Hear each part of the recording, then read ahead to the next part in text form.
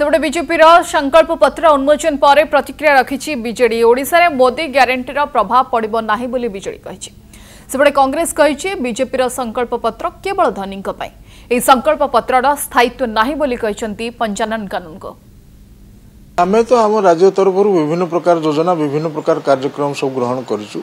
आमर निर्वाचन इस्ताहार प्रस्तुति चली सी खूब शीघ्र निर्वाचन इस्ताहार माननीय मुख्यमंत्री द्वारा घोषणा हबो एवं आमे लोकंकर जनाभिमुखी कार्यक्रम लोकंको जोटा निहाती आवश्यकता मौलिक आवश्यकता ताको जो कार्यक्रम मान ग्रहण कराई आउरी कौन मत करा जाय परिबो लोकंकर पाई सेतिपाई जो चली प्रस्तुति आलोचना चली आलोचना परे निश्चित भाव में गोटे परिसमाप्ति को आसो एवं माननीय मुख्यमंत्री घोषणा करेंगे जोटा कि लोकों द्वारा लोकंकर पाई जोटा ग्रहणीय हम से भली कार्यक्रम ग्रहण करा को ग्यारंटी ये हूँ नवीन ग्यारंटी ये को ग्यारंटी फेरी ना ये नवीन ग्यारंटी निश्चित भाव में रही निश्चित भाव में विजु जनता दल बहु परिमाण गत थर अपेक्षा अधिका सीट जययुक्त हो।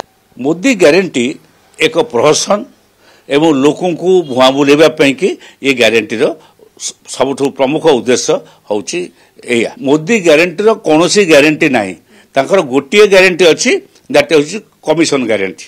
कमिशन ग्यारंटी कौन आमे चाषी मानक कि जदि खेती हैला ताले बीमा करिवो बीमा देइचंती किंतु से बीमार फायदा चाषी ने पाउ नहीं से बीमार फायदा पाउछि कमिशन जे ये नहीं से पाउछि। आमे स्वास्थ्य कर्मी मानक स्वास्थ्य पाई आमे दबो बीमा करिवो तांका पे स्वास्थ्य बीमा करिवो से बीमार परसेंटेज कमिशन सरकार पाउछंती बा तांका दल नउछि तांका दल भारतीय जनता पार्टी एणु तांका ग्यारंटी होछि एक commission guarantee. Modi guarantee guarantee एक अस्थिर ग्यारंटी एवं मोदी ग्यारंटी होछि आखि न पाउथबा एक ग्यारंटी। अनंत काल अमृत काल 47 मसीहा जो मसीहा प्रति जो समय प्रति आमर आखि पाउने।